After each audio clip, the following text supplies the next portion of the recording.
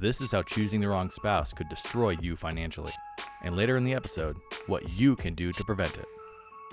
Everyone, if you are in a relationship, your job is to support your spouse. And with that in mind, we are starting this episode. What effect do relationships, spending, and financial habits have on your life and your financial future? This is a huge thing when it comes to one's financial life, how the intersection of your relationship with your finances plays out over the course of your financial lives. And I think this is probably, I mean, you said it yourself, Dan, I think this is probably one of the, if not the most important decisions you make. How you decide to manage your finances when it comes to the partner you choose to spend your life with. Yeah, that is my actual argument with this episode, is that your choice of spouse is the most important financial decision you will make in your life. It will make or break you. You know, I think we're going to dive into it. We're going to go through a lot of different aspects of how it affects you, the positives and the negatives, and, you know, what to do at each step in the relationship as, you know, you're progressing on with it. One thing I wanted to ask right at the beginning, for those of you in a relationship, think about this. Do you want the best for your spouse? Right? That is a telling factor of how you view them and the things you want for them. And can you honestly say, do they want the best for you? If the answer to that is no, then you're probably going to have or possibly experience some of the more negative things that we talk about in this episode. And it's something to keep in mind. Yeah, I actually think you just hinted at something I wanted to say right at the very beginning of this episode, which is you have to remember that when you're thinking about the choice of your spouse and the impact it has on your finances, you are also that equation in somebody else's question of their choice Yep. in you as a spouse too. So everything Yes. we say, just realize that it's shared equally between yourself, you and your spouse. So you should, if you are listening to this and you have a spouse, you should also imagine that your spouse could listen to this episode with you in mind as well. I think that's a good way. It's a good flag to plant right now as we move Sure. forward. You could listen to it together, right? Pause the Mm, episode, get your spouse if they're willing to listen to nerdy finance content, and then listen to this episode together and talk about it and maybe create some additional plans, yeah. this week or the weekend. Yeah, and I also want to say that it's a smaller group of people, but there are a meaningful number of people who choose to never get married, but do spend their life with Yep. a partner, right? And so I think this also applies to you. There are some things that Danny and I may discuss today that aren't totally relevant when it comes to things like married filing jointly taxes and some of the benefits that come with that, potential benefits, I should say. Aside from some of those one-off things, I think this applies to you as well. Yeah, I would say that almost everything we talk about, the vast majority in this episode, applies to anyone in a Yeah, relationship, as long as it's a serious relationship. Something casual is not going to have the effect that we're talking yeah, about here. agreed.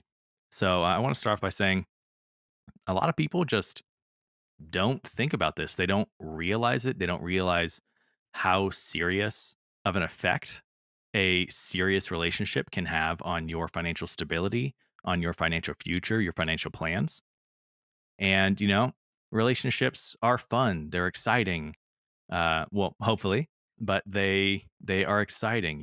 They are full of emotion. They have their ups and downs. They're good, good days and bad days, and there's a lot of other stuff that goes into it besides just finances. But we are going to focus on specifically the financial side that so many people kind of gloss over or never think about, because all those other aspects and butterflies and emotions and jitters and everything come into play well before anyone thinks about And finance. Danny, I think that's actually the first point we're diving into right now, which is you should consider your joint finances as part of the equation when choosing your partner.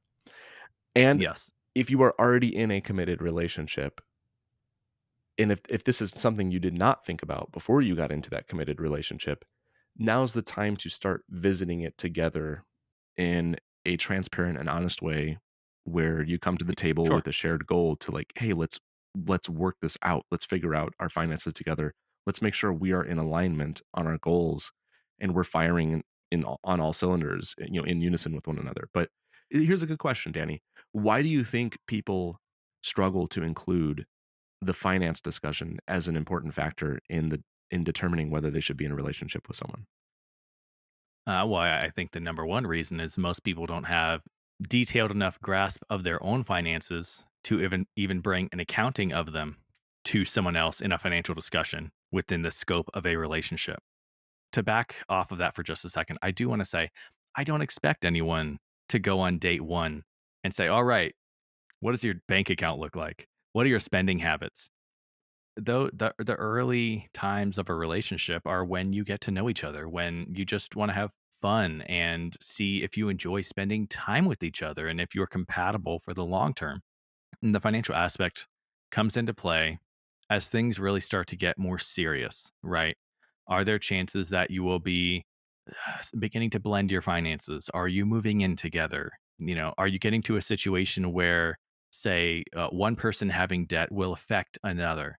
That's the level of seriousness where it really starts to affect you on a financial level. And so I was going to say, I'm not surprised that either of us didn't take finance into account when we started pursuing our wives. That wasn't on our minds at all. We weren't even in finance at that point, neither of us. So I think it makes sense that it wasn't something we were really thinking about. We were both already kind of frugal, but that was about the extent of it. Yeah, I think another thing that might turn some people off to the idea of factoring in finance into the relationship equation is that I understand face value. It could make it feel more transactional or Exactly. formal, Yes. less about the relationship.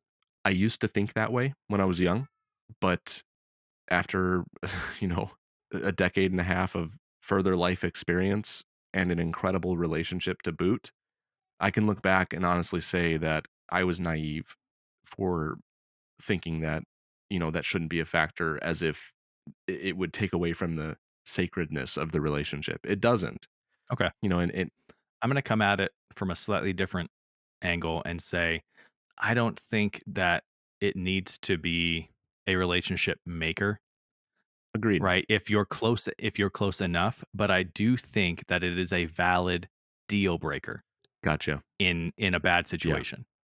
Yeah. And I'm not advocating that it should even be the highest priority. I'm just simply advocating that it should be a factor.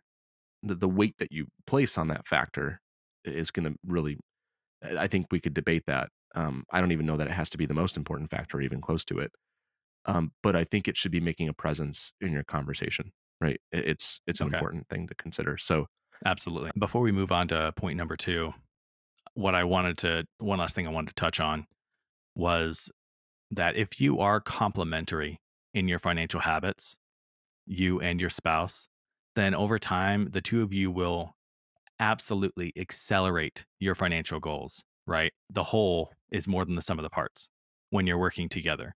When you combine your finances, the expenses of two people are less than two single people spending solo.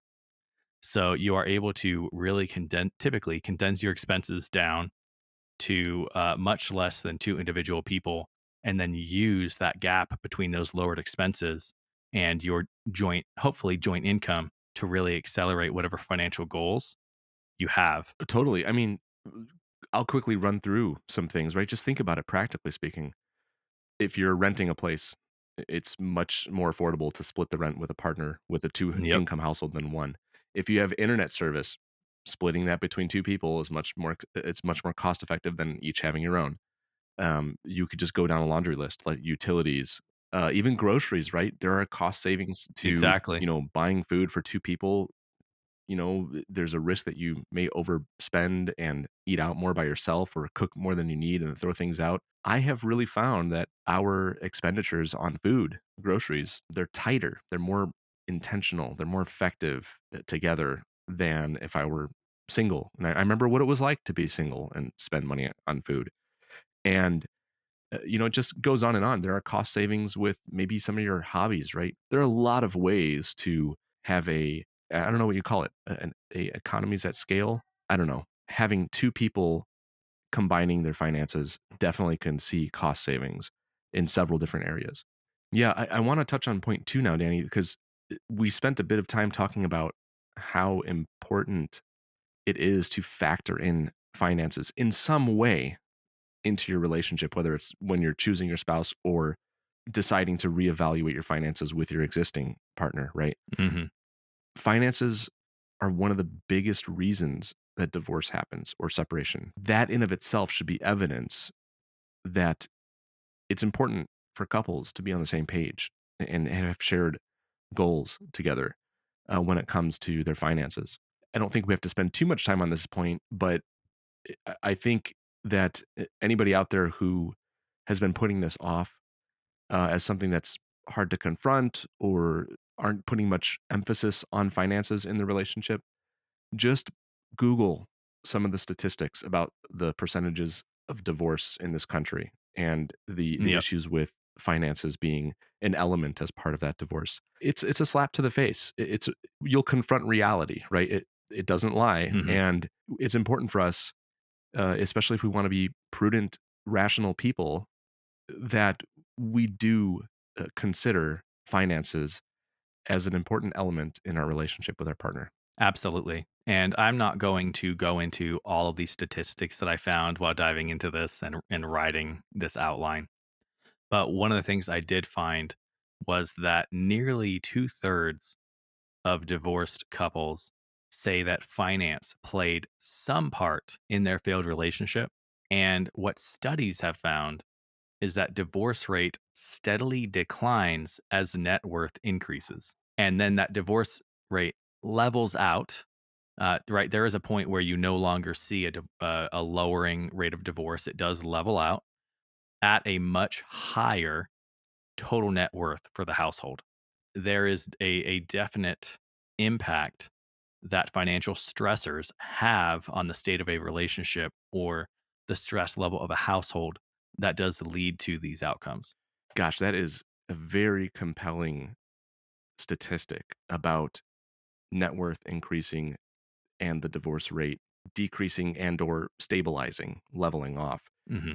I I don't think that is an argument necessarily that money buys you happiness per se. No. What I do think it's an argument for is that at a certain level of financial stability, your needs are being met. You don't worry about going into debt because of a medical bill.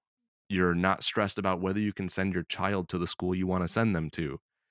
You're not one car wreck away from further debt and potentially financial ruin. Those things cause stress, whether you're single or in a relationship. And also, those things can cause a lot of stress. I'm not talking about mild, regular, everyday stress. I'm talking like existential stress, right? Things that really, Lose your hair yes. levels of stress. And Yeah.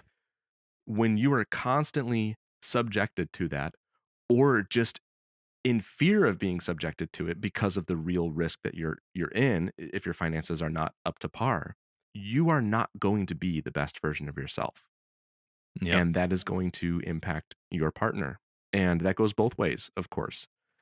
But you could start to envision a scenario where your finances are not strong, and that leads to very stressful situations, profoundly stressful, and that leads to you and your character being out of line and not um, representing your best self, and that leads to relationship issues. So you just think about this, reflect on it for a minute, and it makes total sense. So if anything, this is yet again further call to action to get on the same page as your partner about Hmm. finances. This is again just further evidence to bolster that. So I don't know. I think about the next point we're jumping on, Danny. Your choice, point number three, your choice in a partner could essentially guarantee your failure if it's a poor selection. I want to rephrase that. Your choice in your partner essentially guarantees your failure or your success, depending on whether it was a poor or a good selection, right? Absolutely.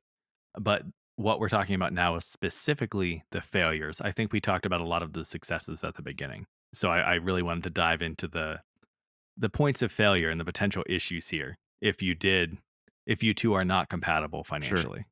Well, there's a whole list of things we could talk about, but I think the most obvious one that I usually see is a mismatch on spending habits.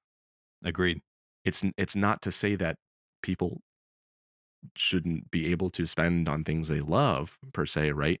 But it's usually where somebody is spending money on something, the other person in the relationship doesn't see the value in it or doesn't understand the value in it. Maybe because it in Hmm. fact does not have any value or contributes anything to the relationship, or perhaps it does have value, but the person spending money on whatever that thing is not doing a good job at communicating that value.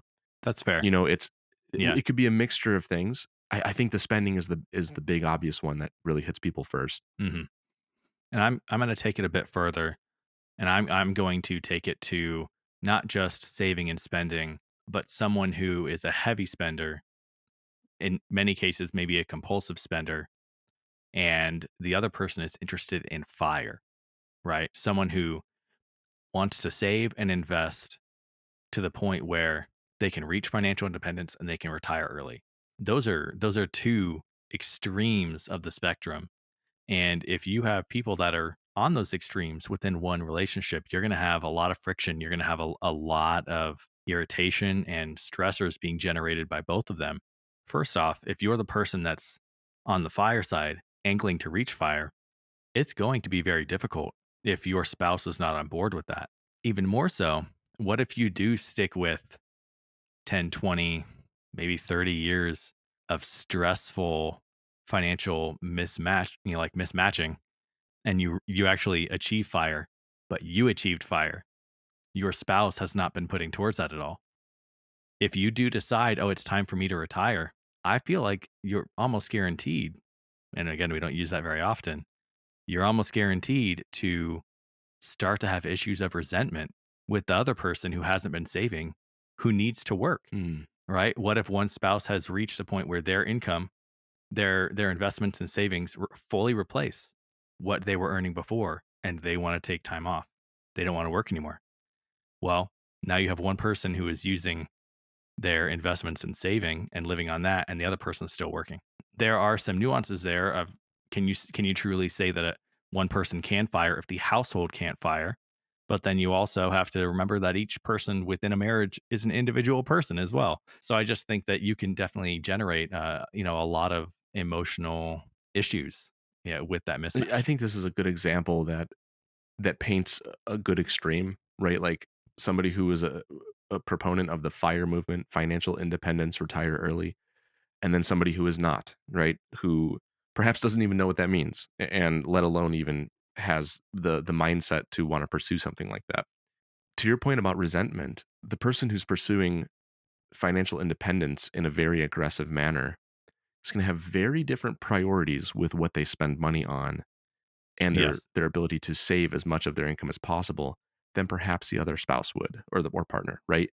And if Hmm. that is not in alignment, it is certainly going to breed resentment, right? It's unavoidable at that point because the True. person who's pursuing the financial independence is going to look at everything that the other person spends money on and is going to be going, why did you spend money on that? That was totally unintentional. It doesn't contribute to to this goal.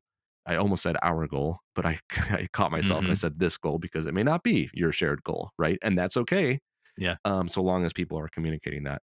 To your point about like one person in the relationship achieving fire and the other not, I even see that being difficult to happen, right? Because what is one person going to retire early and then just watch their partner work for another 10 to 20 years? Imagine how that would play out. I think it wouldn't. Not in the way that the person who wanted to achieve fire would like it to, right? Because Yeah. there's still going to be spending misalignments between the two of them. Exactly. So Um, either way, you're going to have resentment on both sides. The saver seeing that spending happening, yep, the spender maybe seeing early retirement happening, and then issues of additional spending coming up while someone's trying to be retired and someone's still yep. working. It's a mess across the board. Yeah, and you think about financial independence, retire early. I don't have data on this, but if my intuition tells me if we were to do a national poll and you said something like, "Would you like to be financially independent and retire early?" I'm pretty sure most people are going to say yes. This isn't a question of like Probably. Do people want to be financially independent, retire early? I think most people would love that, but I think the difference is that if you actually want to do that, it requires a very different lifestyle than what you Yes. typically see around you in society. It's quite different. It's just a total different set of values and priorities. And so, lingering on this example just a quick minute further, I think what people should be thinking about in their relationship is how can we have an honest conversation with one another about what we actually value and what we hold dear to ourselves regarding our spending, regarding our finances, regarding our career, when we want it to end or how we want it to shift, if we decide we want to step back or do something different. It's going to be very important that you throw those things on the table and you discuss them honestly. And if you are in a relationship right now, it's going to be important to be willing to compromise with one another and find some middle ground on this, especially if there's such a vast difference of priorities like the example we just laid out where somebody's interested in this very aggressive approach to financial independence and the other person is not.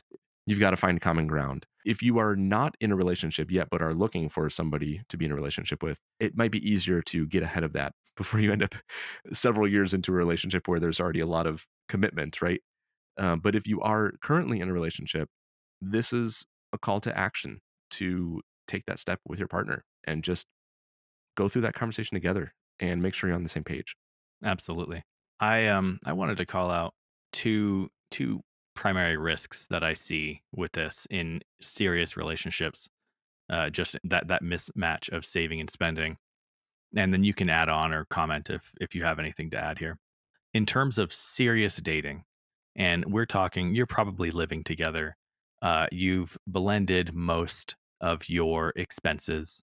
If you have someone, and I have personally seen this multiple times in my life in other people's relationships and how much damage and stress and animosity it has caused.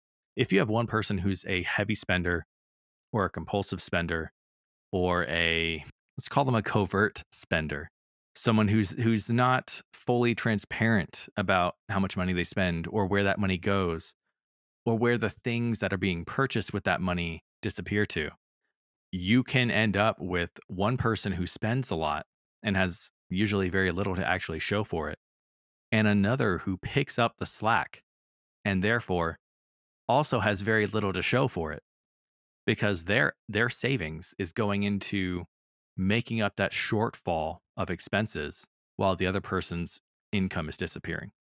That's on the serious dating side. On the side, if you're married to someone like this, and let's say a lot of this will end up being, kind of financial infidelity, financial dishonesty. Maybe someone's not paying the taxes they're supposed to be paying. Maybe someone has a side gig and doesn't realize how much money they should be paying in taxes and does it by mistake.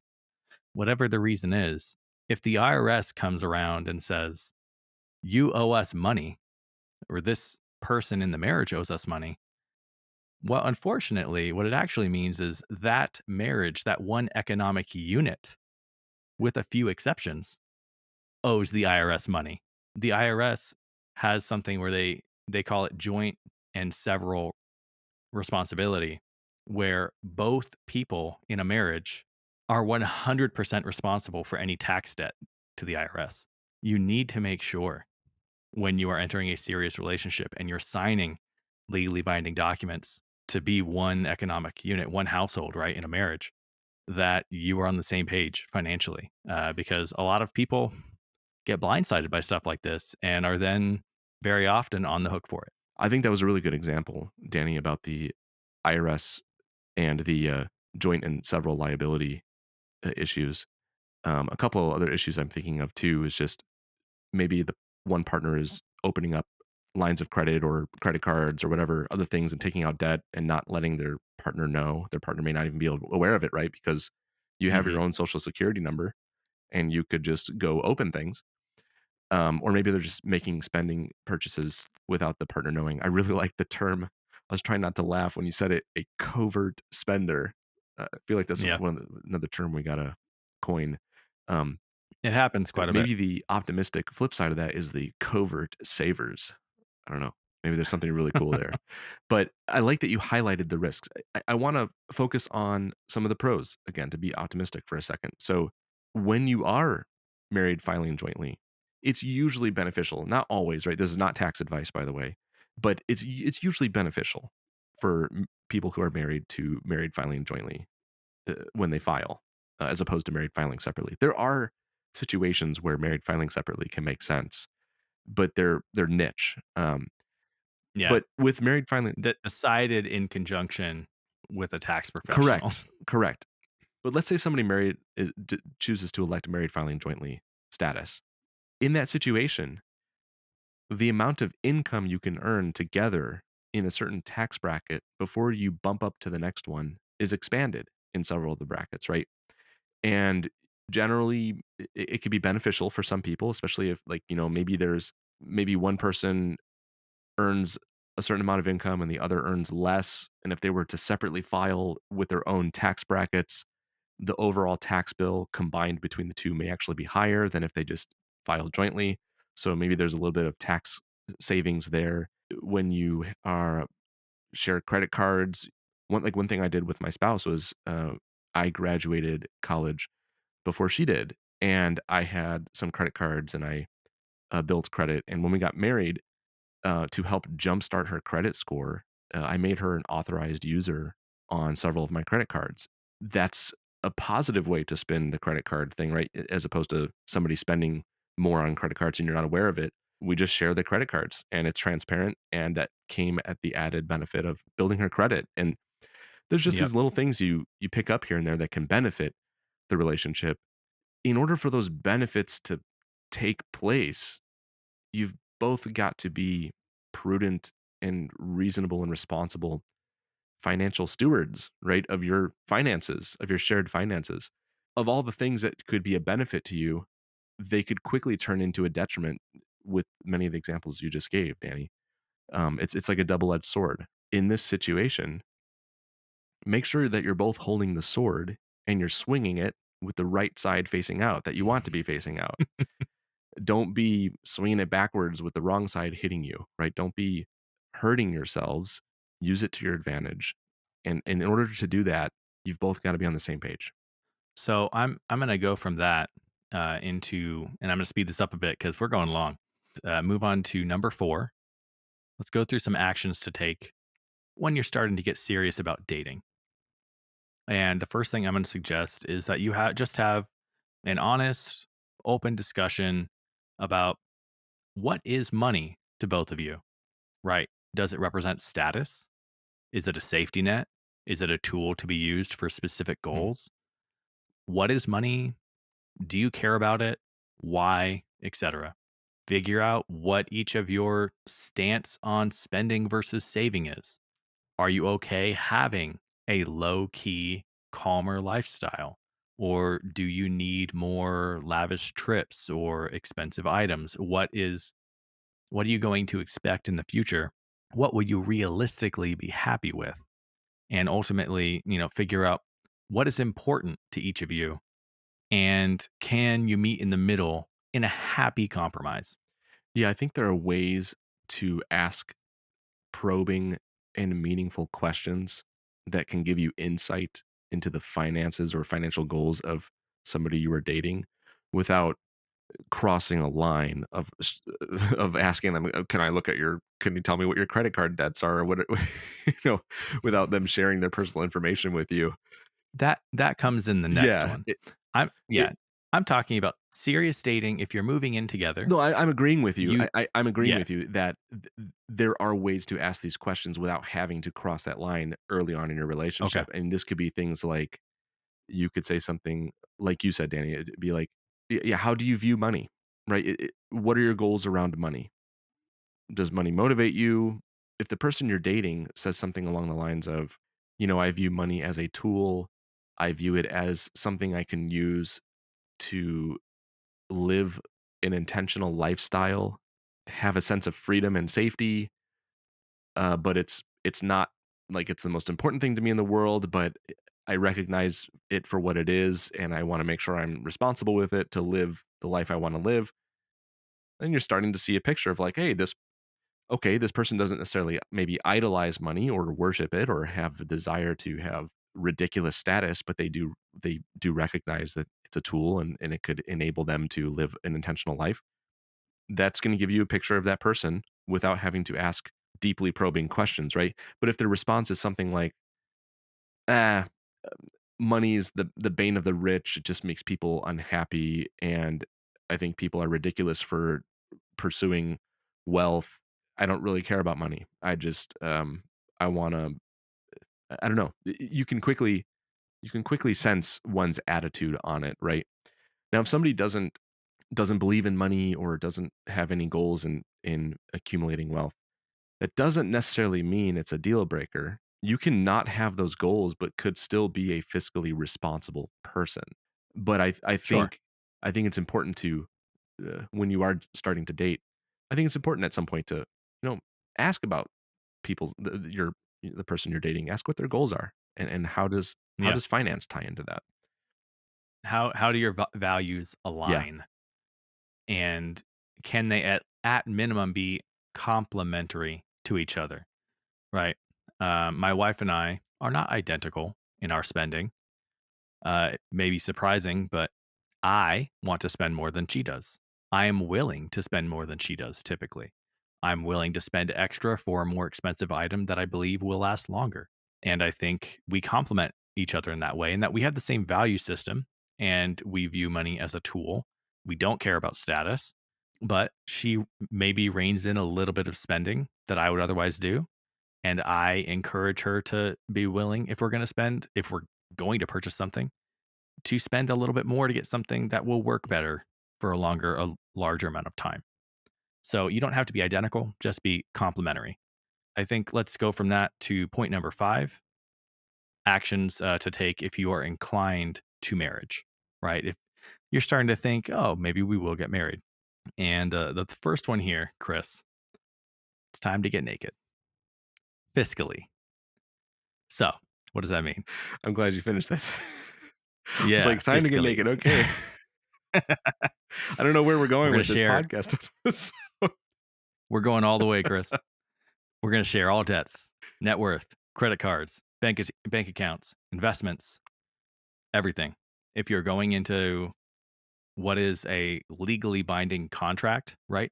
There's there's the religious and promise side of marriage, and then on the US government side, there's the very very defined, a very very legally defined binding legal contract that is marriage. When you sign those papers, and people don't truly a lot of the time understand just how impactful it is on every aspect of your life once you sign them.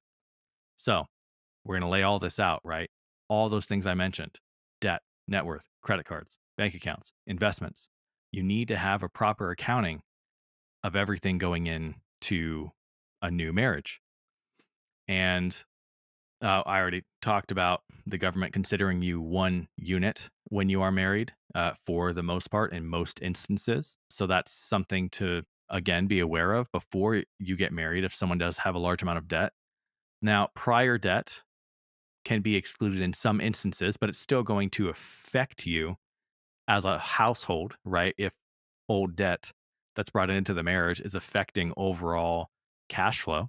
Yeah, well, I think there's this question on my mind. When do you sit down and have that conversation with your partner, especially before you get married, to, as you put it, to get naked, fiscally speaking? Um, I think there's so many jokes I could take with this. I'm just going to stop there. So Yeah, that's a new shirt idea though. let's get naked fiscally. Jeez.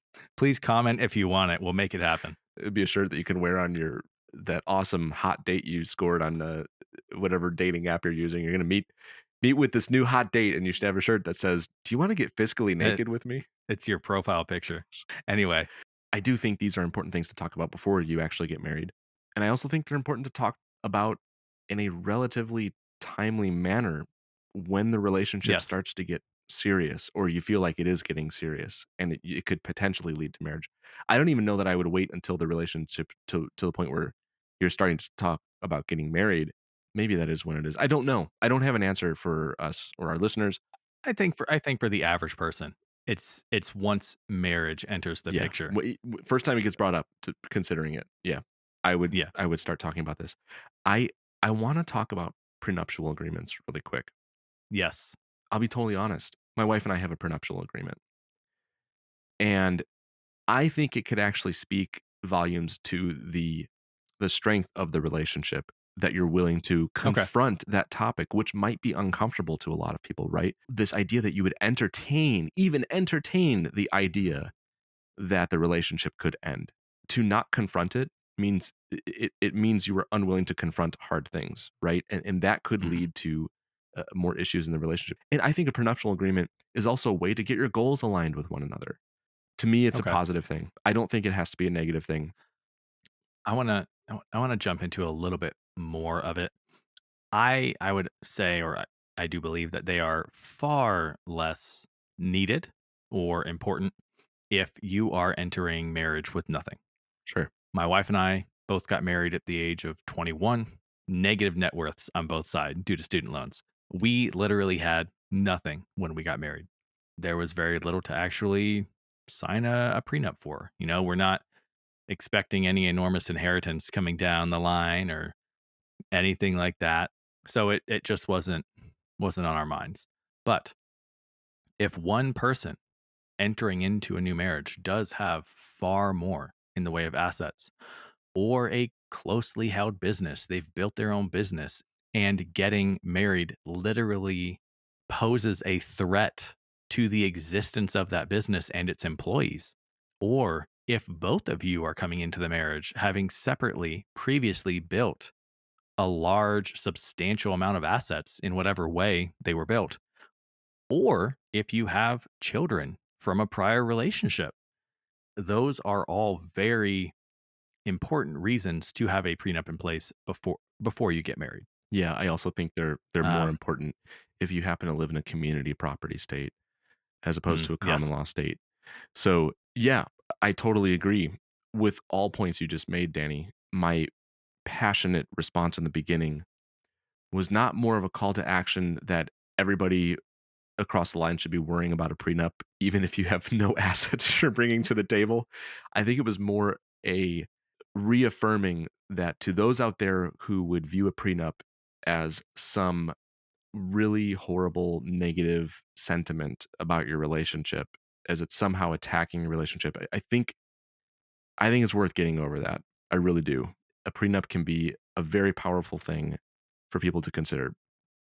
To your point though, Danny, looking back on my relationship, did we actually need one? Probably not, right?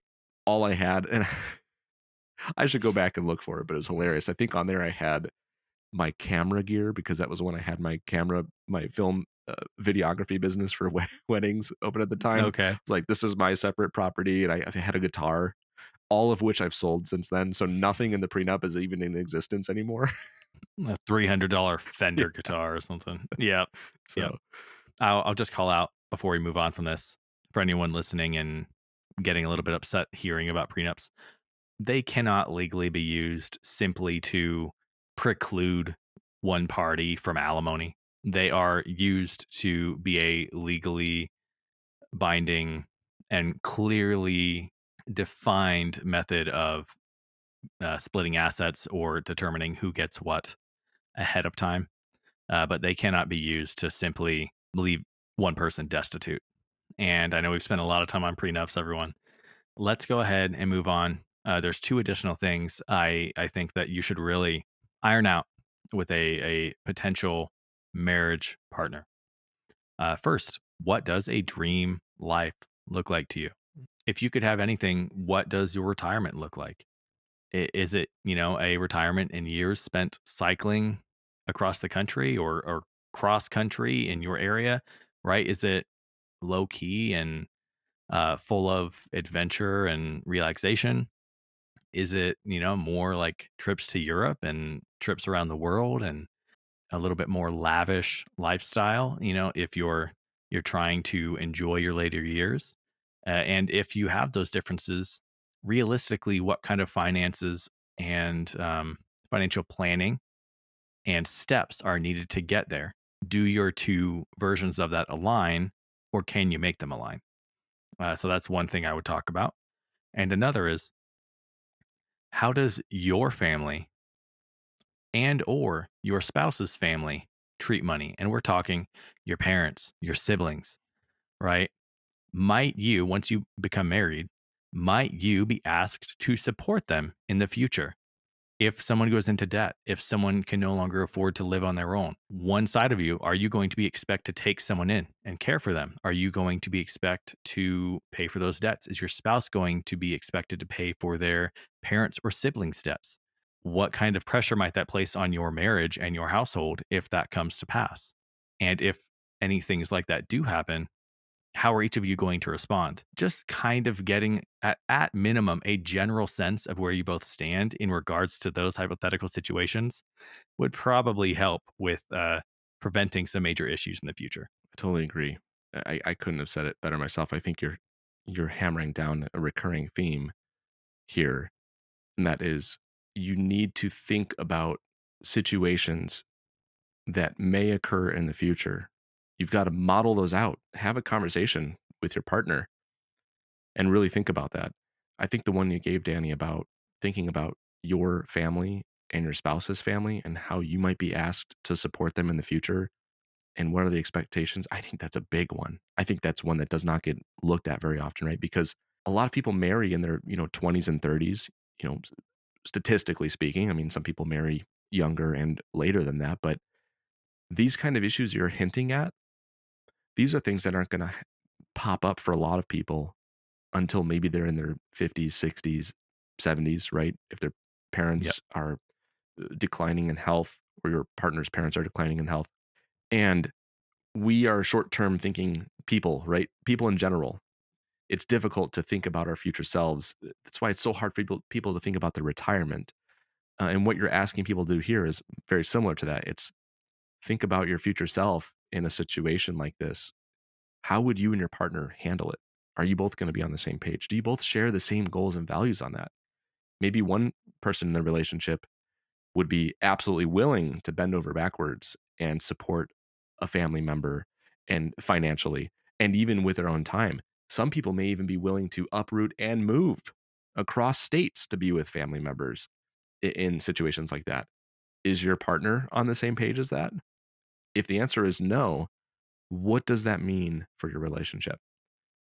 Well, I think that the solution is that it means that you should be thinking about these and talking about it with your partner to come to an agreement together, right? We're not we're not relationship therapists here, but I think every good relationship requires compromise, right? These are just more crossroads that people should be willing to explore together and find a compromise, a common ground to come to conclude a good solution that works for everybody involved. I agree. Yeah, I think this is a great place to wrap up, Danny.